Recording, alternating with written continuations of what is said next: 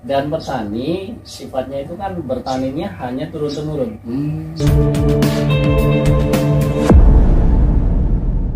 Okay. Assalamualaikum warahmatullahi wabarakatuh. Waalaikumsalam warahmatullahi wabarakatuh.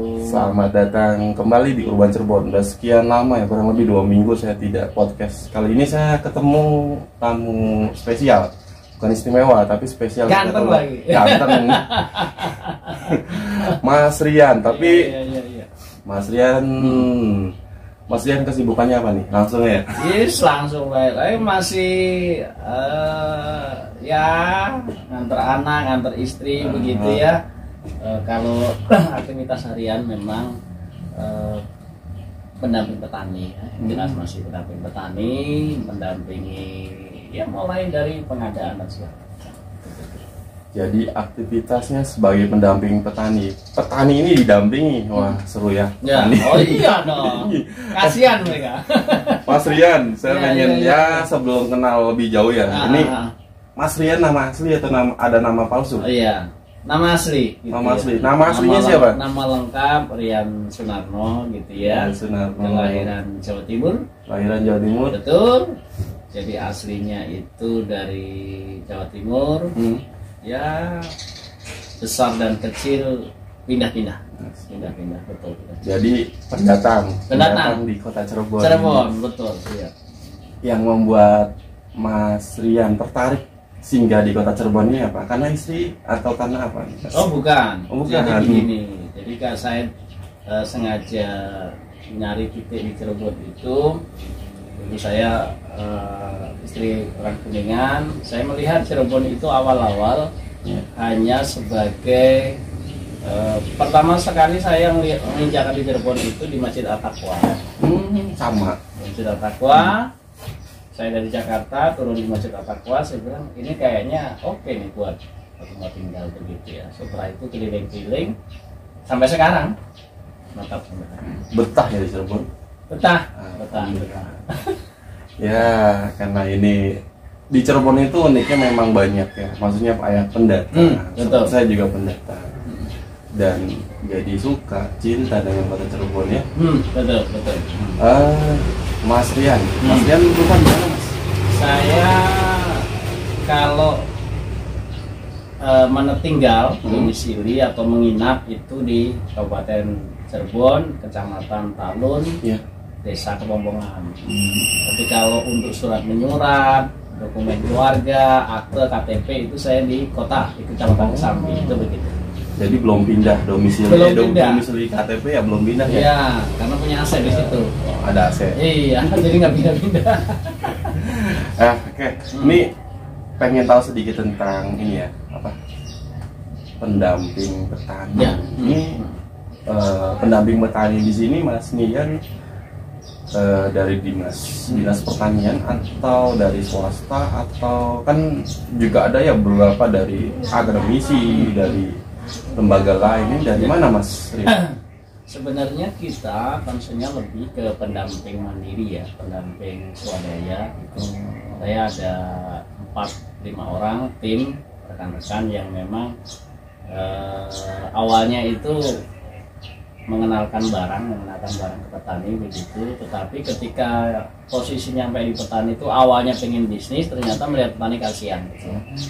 Jadi mereka butuhnya bukan hanya sekedar pupuk gitu ya, tetapi kendala di petani itu banyak sekali, mulai dari harga, mulai dari pemeliharaan, mulai dari pengendalian hama, mulai dari bibit dan segala macam. Dan petani sifatnya itu kan bertaninya hanya turun-temurun. Itu begitu. Jadi tidak pernah ada inovasi. Jadi kita memberikan informasi baru ke mereka, pilihan-pilihan gitu ya. Gitu. Dan alhamdulillah sekarang responnya bagus. Alhamdulillah. Bukannya dari Departemen Pertanian biasanya sudah ada pendamping khusus tuh untuk ibaratnya mendampingi petani juga ya.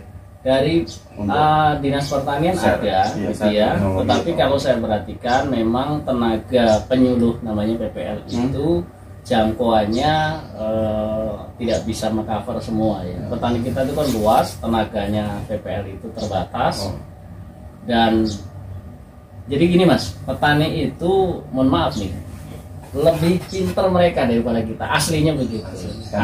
Karena pengalaman melakukan begitu ya. Tetapi perlu input baru. Nah, input baru ini diharapkan sebenarnya dari PPL, dari dinas terkait begitu, itu harus ada. Tapi yang jadi masalah adalah harga. Harga apa? Iya, harga pasca panen begitu jadi masalah. Jadi ketika ini maksudnya harga setelah pasca panen untuk penjualan. Untuk penjualan. Bukannya serba apa-apa mahal. Sekarang tuh pupuk mahal. Ya. Terus tenaga kerja juga udah mahal ya, buruh tani ya. Betul. Terus ya semuanya serba mahal. Berarti otomatis harga mahal juga. Harusnya ya. Harusnya. Tetapi tidak. Tidak. Jadi begini, memang hanya terjadi perubahan harga itu 2-3 bulan ini. Saya perhatikan trennya itu tinggi, bahkan harga basah itu sudah nyentuh sampai 75 sampai 78. Itu di Gabah ya pertanian? Iya, di Gabah. Basah ya? Oh, basah. Basah. Jadi belum siap giling itu. Nah, ketika saya telusuri, saya tanya begitu, banyak informasi dari petani, ini yang ngambil siapa gitu. Ternyata bukan lagi pengusaha-pengusaha lokal kecil, tetapi sudah perusahaan-perusahaan besar. Jadi harga berapapun diangkat. Nah, ini yang saya khawatirkan sebenarnya itu. Salah satu itu. Karena nanti akan terjadi sisi kelangkaan bahan begitu, sehingga bisnis-bisnis penggilingan kecil itu pasti akan tutup. Ngeri ya, kondisinya petani pengen mungkin harga pengen bagus, jadi lemparnya ke pengusaha besar. Yang di sini ada namanya penggilingan padi yang biasanya ngambil. Betul. Yang kecil-kecil itu sudah tidak dapat bahan begitu. Tapi petani jual ke perusahaan untung nggak tuh? Hitungan petani untung. Oh, untungan petani untung. Jadi begini, yang jadi masalah itu kan begini, petani kita itu hampir semuanya petani penggarap. Petani penggarap. Jadi lahan pertanian Indonesia ini kan begini Mas, lahan pertanian Indonesia, seluruh Indonesia, lahan produktif itu kisaran 14 juta hektar. Data yang untuk padi itu. Untuk padi. Ya, padi di luar tebu, di luar karet dan segala 14 juta hektar untuk padi itu begitu. Nah, yang jadi lucunya dengan lahan yang sebegitu luas, harga beras melambungnya kan tinggi. Sekarang kan hampir 13-14 ya kalau nggak salah, yang bagus, yang layak dimakan begitu. Dari 3.000 jauh. Betul, itu begitu. Nah, ini kenapa bisa begitu? Karena tadi pemain-pemain besar, perusahaan-perusahaan besar sudah dia langsung injek ke petani, itu begitu. Jadi ngambil barangnya langsung.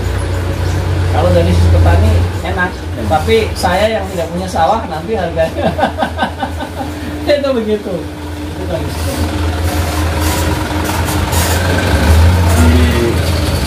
Sedikit iklan. Di sini tuh ada banyak kopi.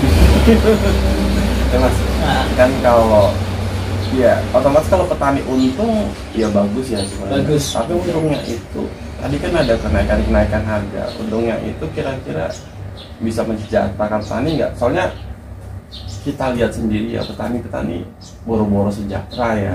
Banyak kan petani adalah profesi yang memang saya dijalani orang-orang tua, belum anak-anak muda, ya kan ya.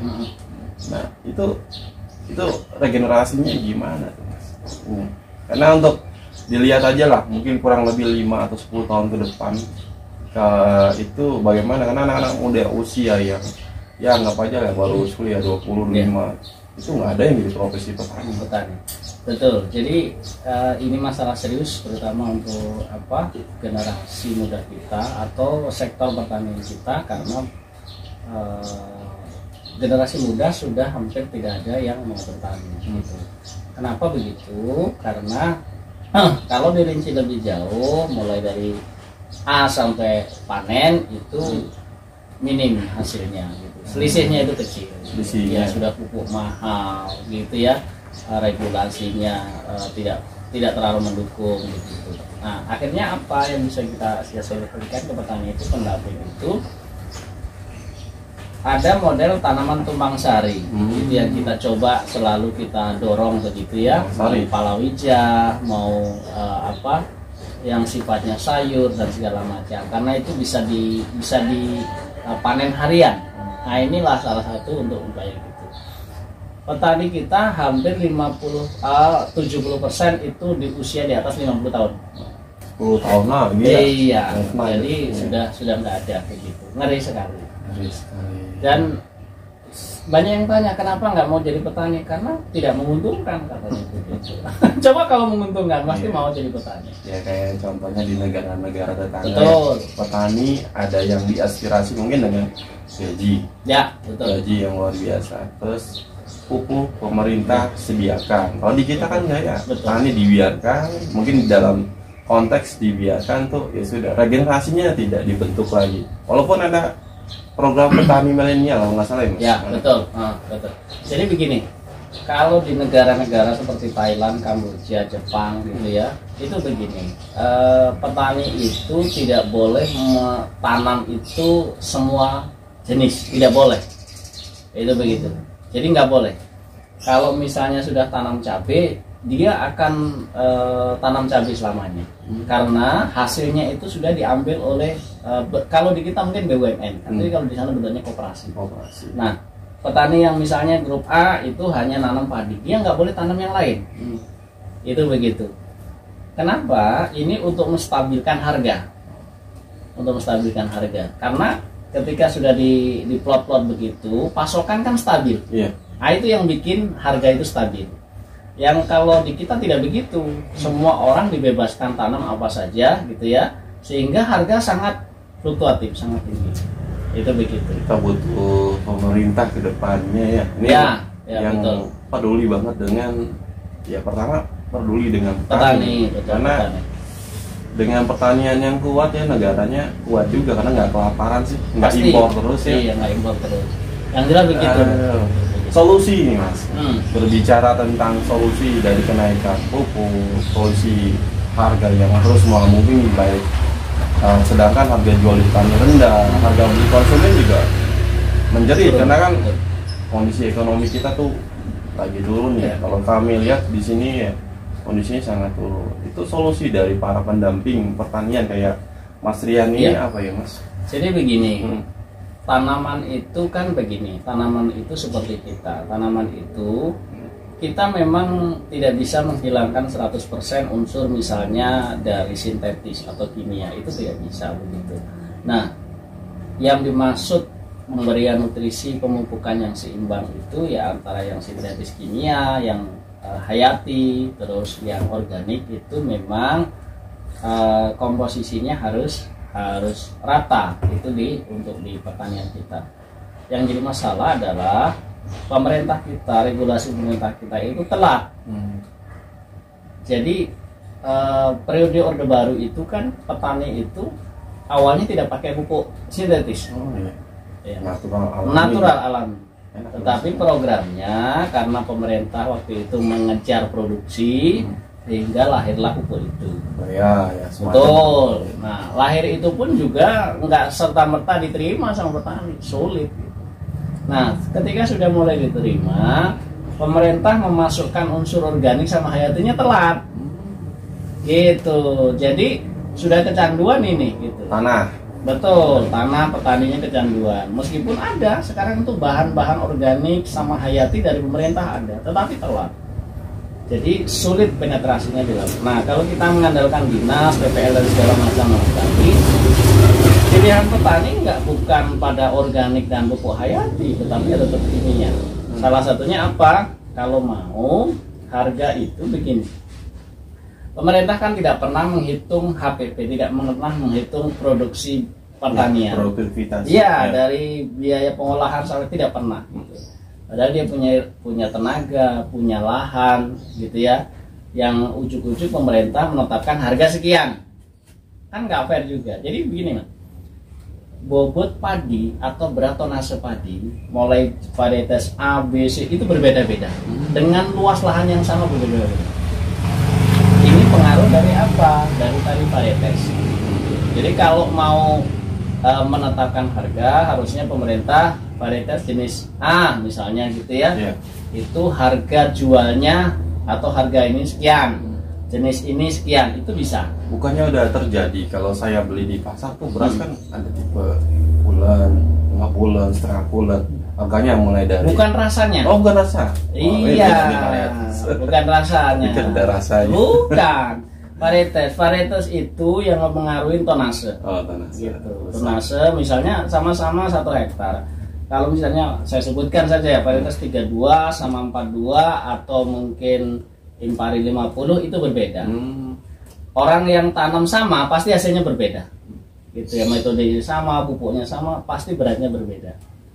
Itu begitu. Nah, pemerintah padahal sudah punya list itu, tinggal kalau varietas ini harganya sekian ya, itu harusnya bisa. Itu begitu. Jadi ini yang tidak dilakukan. Saran saya petani ke depan mulai penggunaan pupuk hayati gitu ya, dan organik itu memang harus lebih dominan kalau mau. Biayanya lebih murah kok. Biayanya lebih murah. Jadi itu sarannya pertama, pemerintah harus menetapkan harga berdasarkan varietas dari jenis padinya. Karena ya itu akan berpengaruh nanti terhadap ini tonase atau hasil produktivitas dari padi tersebut. Yang kedua adalah penggunaan pupuk hayati ditingkatkan karena akan biayanya kan rendah. Tapi kan bukannya ya petani karena hayati kan kurang mas, lambat. Tonasenya akan berkurang sih nantinya kalau penggunaan pupuk alami gitu. Makanya saya tadi sudah sampaikan penggunaan pupuk sintetis atau kimia atau itu memang tidak bisa dilepas gitu ya. Nah, kalau misalnya komposisi pupuk organik dan hayati katakanlah 60%, sisanya kimia, itu tidak akan berpengaruh terhadap tonase. Tetapi pupuk kimianya yang dibuang atau yang dikurang 60% tadi itu jenis tertentu. Oh, ada jenis. Oh iya, jadi ada padi itu kan atau tanaman, bukan hanya padi. Tanaman itu ada masa vegetatif, ada generatif. Nah, ini yang pada saat masa vegetatifnya yang dikurangi misalnya begitu. Nah, nanti untuk mengimbangi hasil tonase di masa generatifnya yang ditambahi, diinjek. Itu bisa di pola begitu. Karena untuk masa vegetatif itu biasanya masa perkembangan itu menciptakan banyak anak. Banyak anak ini bisa diambil yang dari organik sama hayati. Unsurnya begitu. Unsurnya. Jadi tapi sudah ada ya kajian untuk edukasi petani semacam itu dari pemerintah atau dari kelihatannya sudah. Kelihatannya ya, alhamdulillah. Kalau dari show-nya pemerintah kita kan beberapa kali wilayah Jawa Timur itu sudah ribuan hektar menggunakan pupuk hayati dan organik, itu bagus. Bagus. Cuman butuh tenaga. Jadi kelemahan atau kekurangan pupuk organik dan hayati itu kan durasinya lebih lama. Ini lebih banyak. Aplikasinya itu lebih banyak. Nah, ini petani kadang-kadang tidak tahan. Kenapa begitu ya? Berarti kan menggunakan tenaga, biaya lagi kan begitu. Kalau pupuk sintetis 2 kali sudah tinggal kan. Lebar aja ya. Itu yang jadi masalah. Umur padi paling cepat sekarang berapa mas? Katanya ada 30 hari bisa? Enggak ya? Enggak ada 30 hari enggak ada saya. Jadi padi itu varietas yang paling genjah itu umur yang paling pendek itu adalah 70 hari. 70 hari. Itu beberapa varietas. Jadi dengan masa semai 15 sampai 17 hari, setelah itu pindah tanam. Nah, setelah pindah tanam itu 70 hari HST sudah bisa dipanen gitu. Tapi rata-rata 85 sampai 95 hari itu rata-rata begitu. Tapi yang 70 hari ada. Ya, semoga aja ya. Betul. Makin banyak pendamping kayak Mas Rian ini yang terjun di lapangan. Juga petani-petani teredukasi. Ya. Jadi petani itu sebenarnya butuh informasi baru. Informasi baru. Tapi kan susah katanya untuk masukin.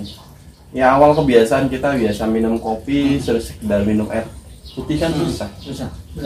Jadi begini mas, saya selalu menganalogikan ke petani itu begini gitu ya. Jadi sama saja kita makan nasi putih kenyang, makan nasi jagung juga kenyang, bahkan lebih sehat.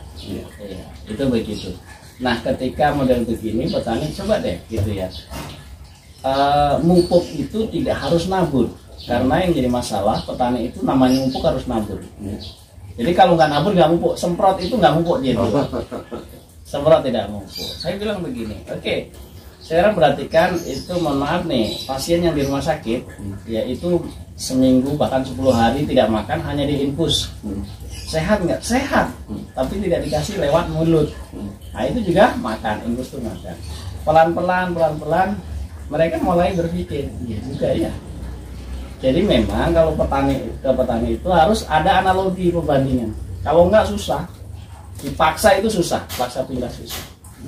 Itu begitu. Misalnya sudah nyoba beberapa aplikasi formulator apapun, pokoknya bagus.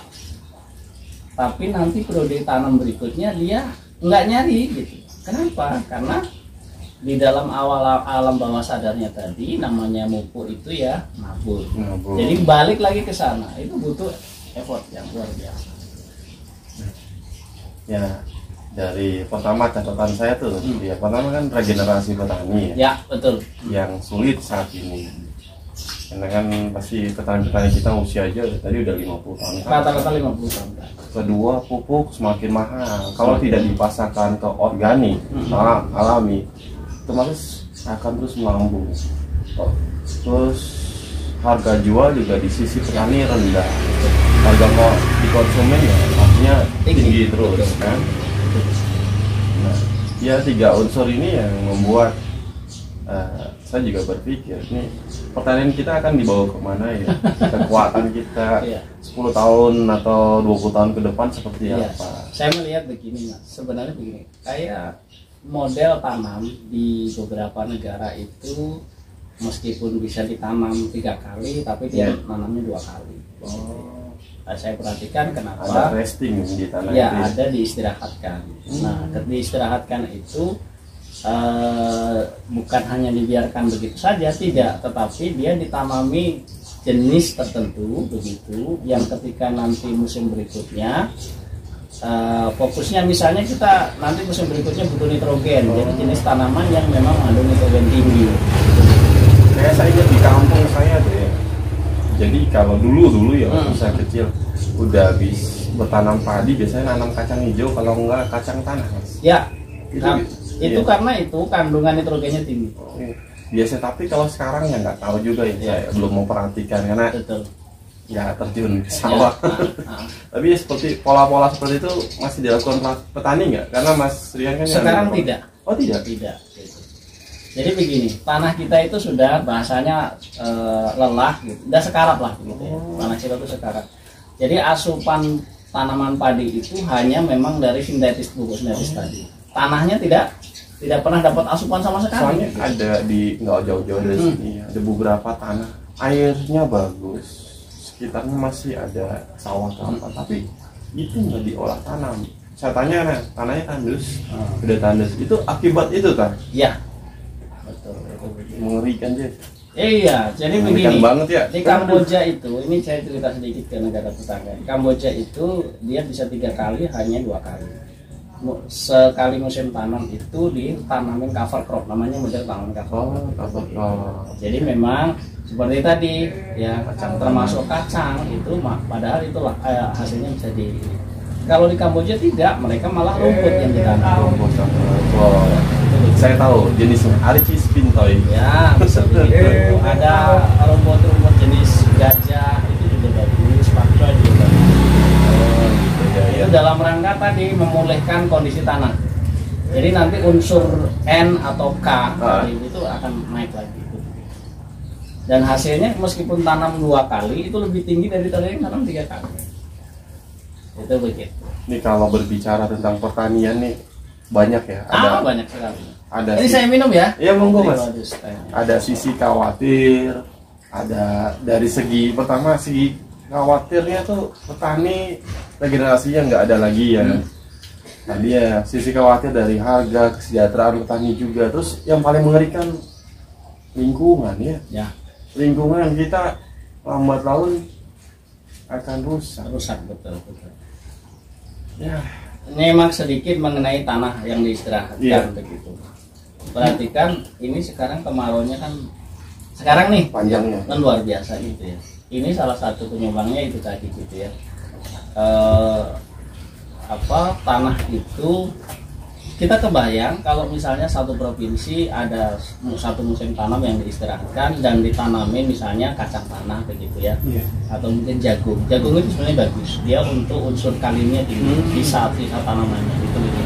Atau mungkin rumput begitu ya, kan hidupnya enak sekali. Ini tanah boleh. Jadi salah satu fungsi cover crop tadi itu untuk organisme yang di dalam tanah itu nyala kembali. Tapi kalau bukannya jagung, kemarin petani di daerah Majalengka teman juga nih, tanam jagung juga ya sama kimia, pupuknya juga gunakan ya itu yang jadi masalah. Nah, sebenarnya begini, cover cropnya berarti harus dipilih tanaman-tanaman yang alami aja. Betul. Ya bagusnya sarannya ke sana, jenis-jenis legum gitu ya, jenis-jenis rumput itu bagus gitu ya, itu bagus. Oke. Siap. Menarik obrolannya. Amin. Pagi hari ini panjang ya. Iya. Belum tanya ya aktivitas selain ini bisnisnya apa Mas? Ya? Nah, bolehlah sedikit. Kalau mungkin ada bisnis yang bisa disampaikan. Amin. Bisnisnya apa Mas? Saya sebenarnya bisnisnya ternak teri ya. Ternak teri. Nganter anak, antar istri. Hebat. Enggak, aktivitas saya seharian memang di samping tadi membantu petani itu juga menyediakan bahan ya, bahan petani, baik pupuknya begitu maupun benihnya itu begitu. Nah kalau aktivitas orang rumah itu ada beberapa yang private, menjahit ada gitu. Ada menjahit. Istri saya melakukan dari private yang menjahit. Kalau saya masih barus-barus. Jadi ada, kalau petani mau membeli bibit bisa. Bibit padi di Mas Rian ya. Betul, bibit padi. Nanti linknya ditaruh di deskripsi videonya ya. Siap. Jadi nanti kalau yang mau order langsung aja. Siap. Di link di deskripsi saya nanti saya masukkan. Amin. Oke, obrolan pagi hari ini sepertinya cukup menarik tapi harus disudahi karena waktu dan kesempatan. Terima kasih saya sudah diundang ke sini Mas Edi ya, mudah-mudahan lancar semua lah. Amin. Terima kasih banyak Mas Rian. Salam buat keluarga, sukses selalu. Assalamualaikum warahmatullahi wabarakatuh.